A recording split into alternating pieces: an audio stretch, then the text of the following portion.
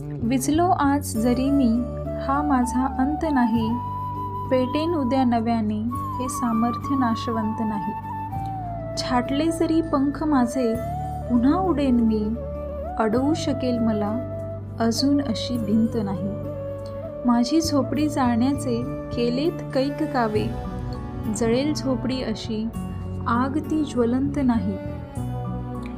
रोखण्यास वाट माझी, वादळे होती आतुर. डोळ्यांत जरी गेली धूळ, थांबण्यास उसंत नाही.